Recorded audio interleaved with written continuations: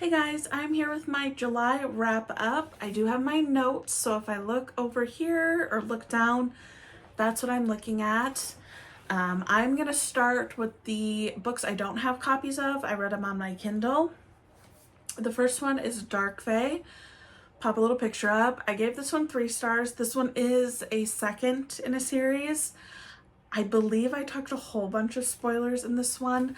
I wasn't originally rating the series at all, but I decided I'd give them 3 stars. There's a lot of things I don't like, but I also just like where it's going.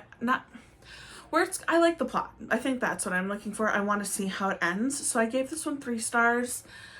This follows a girl named Isadale who is a female twin vampire. Specifically, she is a female twin vampire too and has a male twin. And I guess there's people, they're called collectors, that want to capture her and turn her into a living grimoire. You learn that they want to do more than that, and hence she gets sent to this academy to kind of stay hidden, and there she meets a whole bunch of love interests. It's a dark academia, dark romantasy. And she's a very interesting, you just learn a lot about her. She turns out she's not a vampire, she's a lot of different things, and she kind of goes on this crazy adventure with her 3 love interests, and you just follow along. And it's wild, and it moves at a pace where it's quick but doesn't make a lot of sense, but there's also things that are different about it. So it's just a fun, crazy time, quick read. Next, I finished The Throne of Honor and Blood. This was so good. So the first book, I gave it 5 stars. I loved it so much. Rook is one of my favorite female characters. And I finally picked this one up. For some reason, I set it down, even though I was enjoying it. And I literally picked it up, ate it up in a few days. It was so stinking good. At the end, the cliffhanger on book 2, because this is book 2, is crazy. Just like my mouth was just like on the floor. I liked everything about it. The only reason I gave it a 4 and not a 5 is because 5 is like an all-time favorite and I love everything about it. I am so excited for 3. I don't know when 3 is gonna release. I just want it. I want to see where it goes. The cliffhanger just gets you. I like Rook and Soren's relationship. There was a lot of people wanted more pining in that relationship just because he treats her so horrible. So it makes sense, but then it doesn't make sense with Rook's personality, because Rook is very forgiving, stoic, intelligent, kind. She's a good person. And she's also 200 years old in this book, and the love interest is 1,000. So I would think mature. It sounds so bad. I get it, but to me, it was fine. I was so happy. It was so good. I just love this series. This series is about Rook and Soren, who are fated mates, but there's this war going on in their on their continent, I guess it would be, because he is a high fae and she is a witch, and they're fighting. There's an evil witch that's fighting the high fae. Rook isn't a part of it. Those evil witches are also kind of fighting everybody, so she flees and tries to run away from her fate and goes and fights in, I think it's the Northern Territory with those high fae. There she learns that you can't run from your fate, because the king over there ran from his fate, and it created a tear in the sky, and these horrible monsters fell. And she's there, does her things there, everything goes whatever, ends, wraps up. She realizes she can't run out her fate. She comes back, accepts her fate, but it's been 200 years, and the relationship between witches and the high fae is bad. They just murder them all. So it's interesting.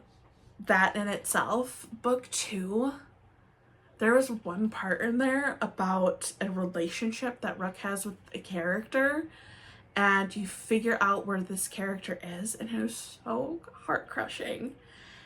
It's just getting so good. The stakes are so high in that book.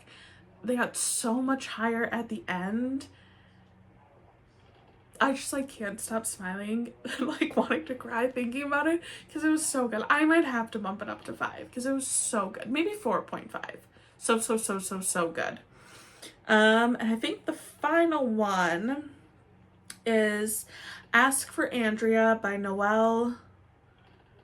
I'm not going to say the last name because I don't know how to pronounce it, but we have the picture. This was a recommendation I got from a lady. So I go up north to a cabin. My family goes up north every year the same week, and every other cabin up there, families come up as well. So it's my family and a couple of cabins, then this other family has a handful of cabins, because I can't sting and talk. But one of the girls there likes to read as well, and she was telling me about this. So I got the audio book and I kind of hybrid listened to it and read it on my Kindle because it is on Kindle Unlimited. I will tell you all 3 of these books that I mentioned are all on Kindle Unlimited. So if you want to read any of them and you have KU, they're all there. This one is a thriller, and it is a very unique thriller. It is about these 3 girls that are all murdered at different times by the same man. You have the one that is present day, the one a year before, and the one 2 years before, and you follow like their timelines until they merge together. It is so unique how the serial killer is caught, because you know who he is, but you follow these ghosts try to like solve their own murders. So like the girl that was first murdered 2 years ago, she stays with the guy who's committing these crimes and tries to figure out what she can do as a ghost and get him caught, and kind of lives with his family for 2 years. The second girl is kind of dumped in the woods, and she does everything she can to try to help them find her body, and like pulls it of her following the person assigned to solving her case through that, if that makes sense. And then the last one that is murdered, they're all sad, but she was literally going to college the next day, and you kind of follow her watching her family kind of fall apart trying to find this, and her being there for that. It was very interesting. It was very unique. Definitely going to read more by this author. The outlook on like what happens to you after death was very interesting. I did tear up and cry a little bit at the end. I'm kind of soft when it comes to anything that's just like heartbreaking but beautiful, or sacrifice. I just cry. We'll get to that later why I say that. But I gave this one, what did I give this one? I gave this one 4 stars. I just thought it was so unique. I've never read anything like it. So moving into physical reads, in no particular order, I read The Butcher and the Wren by Elena from the Morbid podcast. This was also an interesting thriller because, like Ask for Andrea, and I should say, for Ask Like Andrea, why it's called that is really cool. Anyway, back to this. This I like because this jumps between perspectives between the forensic pathologist, right? Yes, forensic pathologist Dr. Ren Mueller, and the serial killer, how she's like moving through trying to solve it, and like how the serial killer mind works. You get to be in his head, and I thought that was really fun. I gave this 4 stars as well. This ends on a cliffhanger too, and I am interested in getting the second book at some point. I just don't have it yet. I think this cover's cool. I'm so glad I finally read this. I pre-ordered this, and it's been a couple years, right? I think it's been a couple years, but so good. I'm not going to talk too much about this one outside of the little bit I've said, because this one's just kind of fun as it merges together. And it's so good, and I don't want to spoil anything. So I did read that. I'm trying to set books down and move and do this in one take. The next one was another thriller. I'm so glad that I'm into my thriller mystery books. I read this. This is The Hypnotist by Lars Kelper. I gave this one 4 stars as well. I thought this was great. In my book haul, I did get the second book. This follows... This is so interesting because the series follows Yuna, who is solving all these mysteries. He is our... Is he a detective? I don't know if he's some kind of... Yes, he's a detective. Says right on the back. So basically in this one, what happens is there is this triple homicide where there's one survivor and he is so badly injured they don't know what happened to him, so they call in this hypnotist to hypnotize him and figure out what happens. And you have that mystery going on of them trying to solve that triple homicide. And because this hypnotist does this, he like opens this door for something that happened in his past, because he was trying to do this study of being hypnotized, helping you heal in really traumatic situations. And that opens a door of some crimes that happened previously. And his son ends up getting captured. So Yuna comes in because he wants this hypnotist to hypnotize for this triple homicide. And then because this door opens for this second part of the mystery, Yuna helps him kind of catch the person who takes his son. It was just unique, like 2 different mysteries going on at the same time, watching them tied together. I gave this one 4 stars because I loved everything about it, except I felt like the triple homicide part was very overshadowed. And I felt like this triple homicide kind of went to the back and didn't get as much of attention, like probably when you hit here, and it focused more on the hypnotist.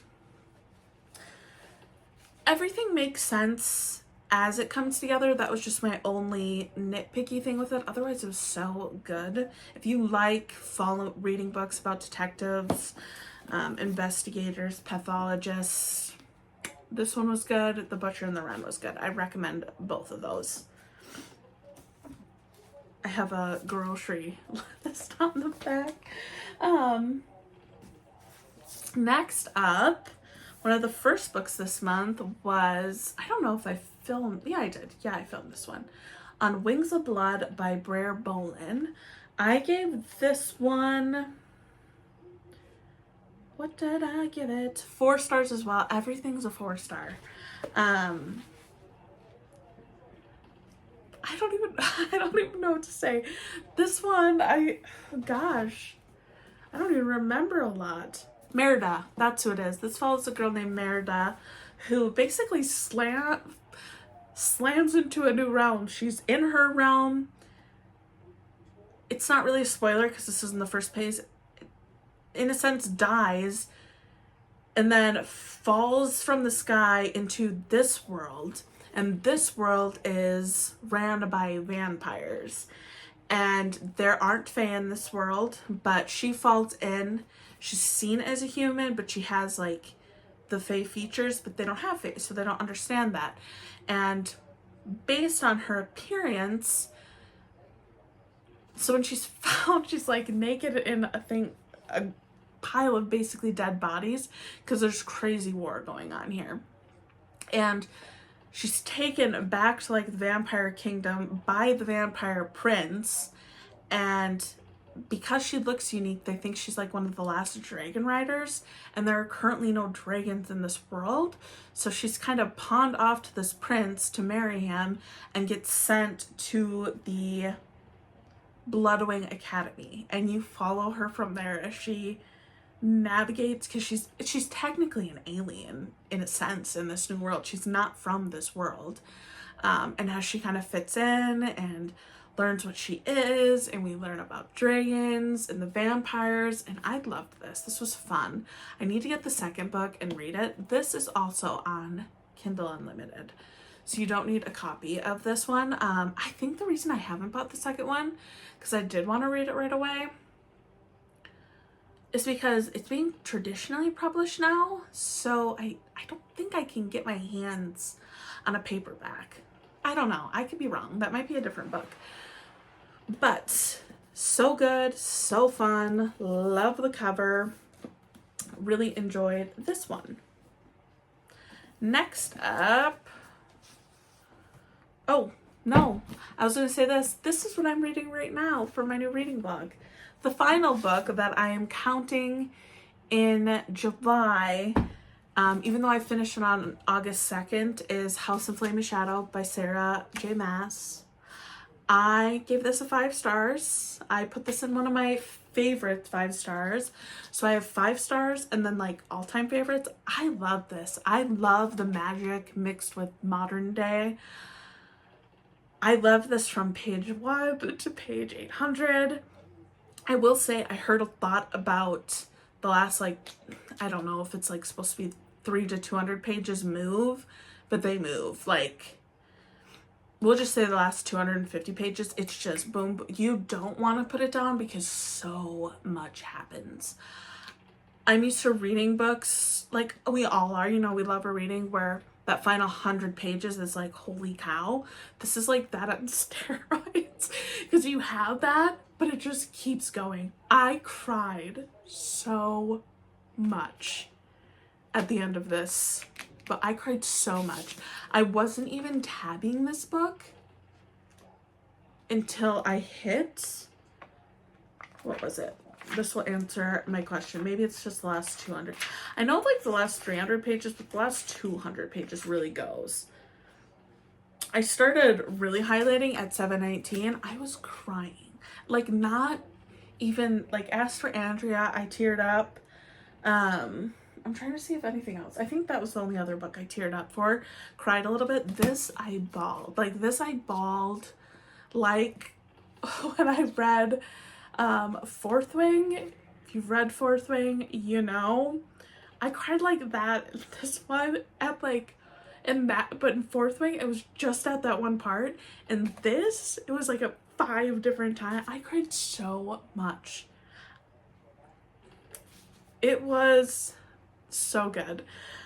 I want to read the second book so bad, and I know I can read that one next without needing to read all the Court of Thorns and Roses, but I hear book 2 ends on a crazy cliffhanger,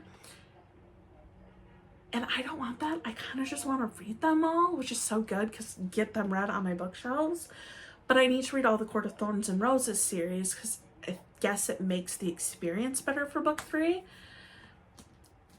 Even how this one ends, I just need to know where this is going. Bryce is this half human, half fae. In this world, humans are hated and sneered at by the fae, and half humans aren't really much better. And this kind of follows this journey of Bryce, and she's trying to figure out who murdered her friend through this book, and she's assigned this fallen angel. I would say Hunt's a fallen angel, in the sense of he used to be free and now he's basically a slave, and he is assigned to help Bryce figure out who killed her friend Danica, because the murders have picked up after a couple years, and it is wild and crazy and fun, and there's so many unique different fae you meet.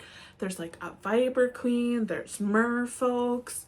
I like that Sarah J. Maas likes to put pets in here, because Selena from Throne of Glass has her dog, and here Bryce has this, I don't even know what to call it, but she has a pet. Bryce has a friend that's like a half deer, half human. It's just cool. There's so many cool people. There's vampires, werewolves, the fae, the angels. I think there's harpies mentioned, but there's not like any character. It's just fun. I love it. It's like that Zodiac Academy feeling where there's everything, and it's just one of my favorite things in the book. Just all of these creatures together. They fight demons, so many magical powers. I loved it. 5, 5, 5, 5. This was my favorite. But everything I read this month was great. It was a good reading month. We love a good reading month. But that was everything I read in July. And we already saw what I'm starting with for August, so I'm gonna edit some videos now, and I will catch you in the next one. What was your favorite book that you read this month before I fly away? I would love to know, because even though I'm trying to go not buy books, I still love adding more books to my list. So that is my July wrap up.